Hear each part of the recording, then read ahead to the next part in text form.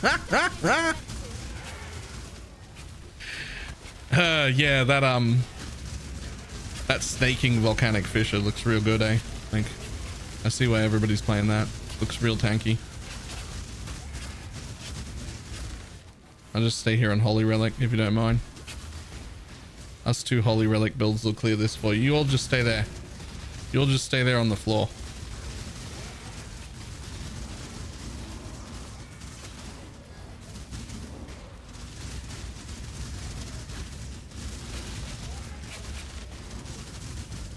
We'll just go looking for the boss and make sure that we kill it. Oh fuck, I died. That's what you get for shit talking.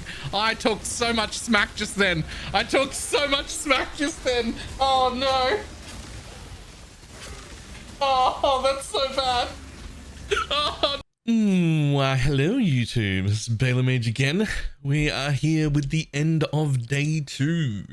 We have completed most of our Atlas, not quite every single bit of it. We did not get a lot of progression in gear today. I spent most of today hunting down completion for everything, experimenting a bit with our mercenaries, just working out what we wanted. We made a few discoveries. The first big discovery that I want to point out to everybody is there is a merc that has envy. Do not use it. That envy is so bad, I think it might even be bugged. I've even gone as far as to report it as a potential bug because the amount of flat chaos on the mercenaries envy is lower than a tier 2 roll on one ghastly jewel. One single ghastly jewel that isn't even tier 1 has more flat chaos than that envy roll. It is worthless. So it's just worth mentioning that in case anybody is using it currently.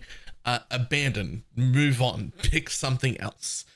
So it's been a great day today. We got a lot done, not a lot of progression in gear, but let's jump in and see what we've done. And I'll go through what I plan on upgrading tomorrow as well. All right. So here we are up to level 91. Oh, excuse me, accidentally loading into the boss zone. Level 91, we're doing quite well. Very happy with the build so far. We did make a new weapon today. I don't know if that was today or yesterday. Now, days are rolling into each other. But this weapon is absolutely disgusting. This won't be replaced until I go to make an Abyssal Socket Jewel. It is 2 attack speed, 67% minion damage, and just has trigger and has another 10 life gain on hit, so it's fantastic. But you may notice almost everything else is the same. The only things that have changed is I got some new rings so that I could craft minus mana on them. I did not re-roll that. I just took the 6s because I didn't even have any chaos orbs at that point. When I bought these, that was it. That was everything. I still can't afford a 6-link. I still don't have an ashes. I still don't have a good shield. This is still the shield from day 1. Actually from, I think, super early white maps. Same boots, same everything. I'm still using this belt mod here. Minions have 20% increased cooldown recovery rate. I'm still using this to reach my 52 cooldown recovery breakpoint. My Holy Relic itself still only has 15 quality on it. Like base. This is very scuffed. Tomorrow's goal is going to be getting out of that and into a proper Stygian Vice, the Darkness Enthroned, I think it is. Trying to get into that tomorrow because I kind of locked myself into this belt. I kind of regret it and I want it gone. So we're going to try and fix that and just basically re-gear all of our stuff. Some questions, really popular questions we've been getting. I so much apologize to this dude. I'm going to D&D him. One is, hey, I'm having some mana problems early. What can I do about that?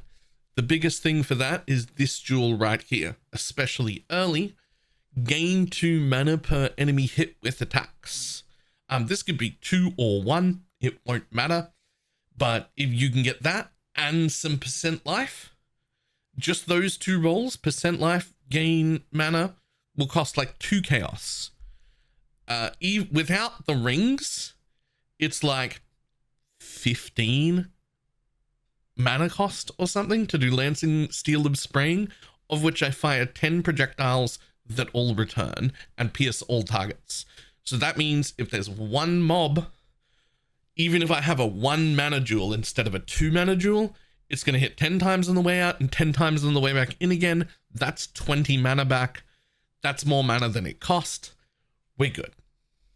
I usually go with the 2s because they're only 1 or 2 chaos, but if they all get bought up and you don't want to pay, maybe the next one's 10 by the time you're watching this video, you can just get a 1 mana. It's fine. It doesn't matter. Otherwise, I also got one pretty decent jewel here that's got some actual flat on it, a real 15%er, it's got life, and we've got taunt. So that's fantastic. And we've got another one over here that's got some flat and the 15%. Those are the 2 that'll be going in my belt when I get it tomorrow. So that's fantastic. Let's also have a look over here. I'm going to show you the one that failed. This Envy one, I was using this level 81 guy. Envy, horrendous. Don't use it. The one I've settled on was the one I'd started with. I did some experimenting. I tried other things. I like these guys the best so far. Happy to be wrong. And if you've got better experiences with other ones, please let me know, because I'm still super willing to do more experimentation. But for now, I'm using these Withered Touch ones. This guy comes with Temp Chains, gives me Malevolence, does a Withering Step, which we don't really need. Otherwise does okay damage just on our own as well. We have thrown a Leer cast on. I went out of my way to get a regen corruption because it was only 10 chaos, and then realized she's never in danger ever, and that was a waste of time. I shouldn't have spent 10 chaos. I should have spent 1 chaos. I just needed a Leer cast for the 50% damage. We've got the Dying Breath, like always. Good damage, more curse effect. Great, fantastic. I'm also using the Shaper's Seed to get 4% more life regen for my minions.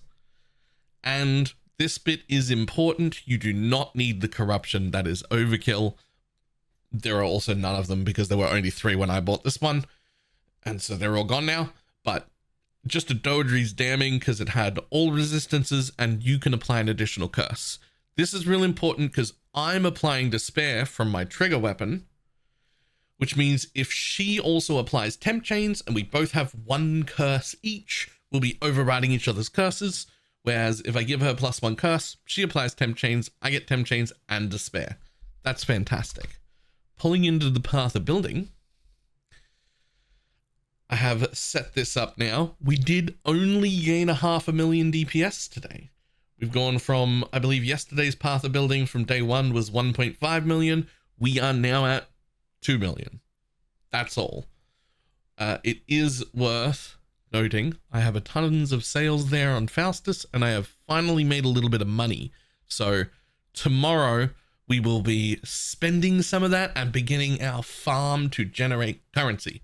Tomorrow is going to be, hopefully, if all goes well, a big currency day for lots of upgrades, hopefully including a 6-link. Something real nice though about being stuck on a 5-link is I was able to just put this in power that I couldn't even afford to quality at the time into my spare green socket, which gives it 30% quality, which just means it's leveling at 150% the normal rate. So whether that's worth it or not, I don't know, but we needed it. We were going to need an Empower eventually. I also, at the time when I was recoloring, ran out of chromes, so you may notice my Diala colors are worse than they should be. But this is pretty much it. This is where we ended day 2. We're at 2 million. If you're looking at this Path of Building and you're like, excuse me, you've reserved too much mana. Yes, that is my Merc stuff here. The Malevolence, which I'm still just guessing is roughly the equivalent of a level 15. That's coming from that. If you turn that off, you can see I've got enough mana. It's the same amount of mana as in-game, but to simulate it, I'm just ticking it here because it's the laziest way to do it. And I've got attempt chains that, again, I'm assuming is roughly a level 15, which that's coming from the Merc as well. And we just put those in the config page here so that they would work, as well as the Leer cast damage. I didn't even bother with the Dying Breath. It's a little bit more damage than that, but it's not important. All right.